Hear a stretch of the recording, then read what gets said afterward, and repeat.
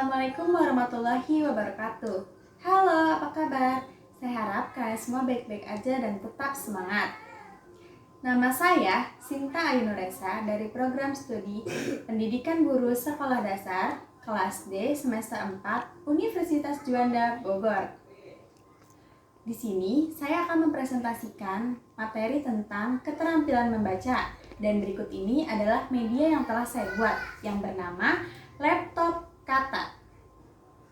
Sebelumnya, ada yang udah tahu belum apa itu pengertian keterampilan membaca?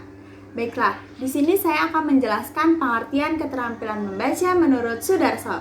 Keterampilan membaca menurut Sudarso sebagai salah satu aktivitas yang sangat kompleks. Tidak hanya melibatkan kemampuan membaca saja, tetapi juga melibatkan kemampuan kognitif dan kemampuan untuk mengamati serta kemampuan berkomunikasi. Selanjutnya, ada tujuan dari keterampilan membaca secara umum, yaitu tujuan dari keterampilan membaca secara umum agar kita bisa memperbarui pengetahuan yang lama dengan pengetahuan yang baru. Manusia memiliki kebutuhan dasar, yaitu kebutuhan akan informasi, di mana kebutuhan informasi ini sangat primer, tetapi seringkali dianggap sebagai kebutuhan sekunder. Tanpa membaca, tentu saja transformasi ilmu pengetahuan sulit untuk diwariskan. Dalam kebutuhan lain, membaca juga bertujuan untuk mengumpulkan data-data, untuk membantu dan mematangkan hasil penelitian, eksperimen, atau penulisan. Selanjutnya, ada teori keterampilan membaca. Berdasarkan pendekatan konseptual, muncul teori membaca Goodman yang memandang bahwa membaca sebagai proses komunikasi, yaitu sebagai sesuatu yang mengandung pesan. Prinsip pengajarannya yang pertama adalah ada hubungan antara bahasa lisan dengan bahasa tulisan. Yang kedua, tujuan membaca adalah mengkonstruksi makna yang ada dalam diri pengarang. Dan yang ketiga, membaca dan menulis pemulaan tidak diperkenankan menggunakan kosakata yang terlalu rumit.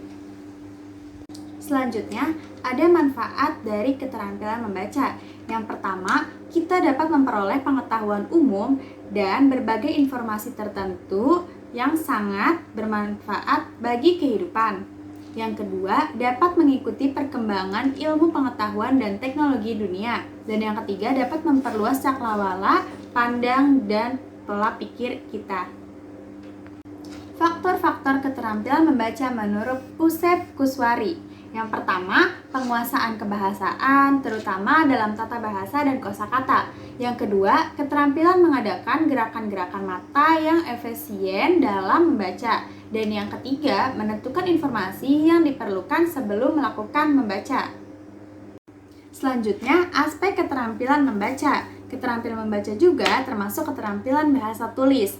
Menurut Sumadayo, membaca sebagai suatu kegiatan iteratif untuk mengetahui arti atau makna yang terkandung dalam bahasa tulis.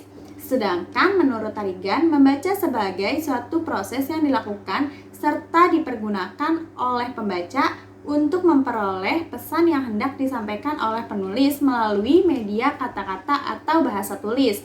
Sesuai pendapat di atas, dapat disimpulkan bahwa keterampilan membaca adalah suatu kegiatan yang dilakukan seseorang untuk memperoleh pesan atau informasi yang disampaikan penulis melalui media bahasa tulis. Baiklah, selanjutnya kita masuk ke materi keterampilan membaca. Keterampilan membaca di SD, pertama kita harus mengenal dulu huruf-huruf atau abjad. Huruf-huruf atau abjad yang pertama diperkenalkan untuk siswa-siswi SD adalah huruf vokal. Huruf vokal artinya huruf hidup. Huruf vokal ada 5. Yang pertama huruf A, yang kedua huruf I, yang ketiga huruf U, yang keempat huruf E, dan yang kelima huruf O. Jadi, huruf vokal di laptop kata ada huruf A, I, U, E, dan O. Baiklah, kalau sebelumnya kita sudah mengenal huruf-huruf vokal yang berjumlah 5 huruf, sekarang kita mengenal huruf konsonan yang berjumlah 21 huruf.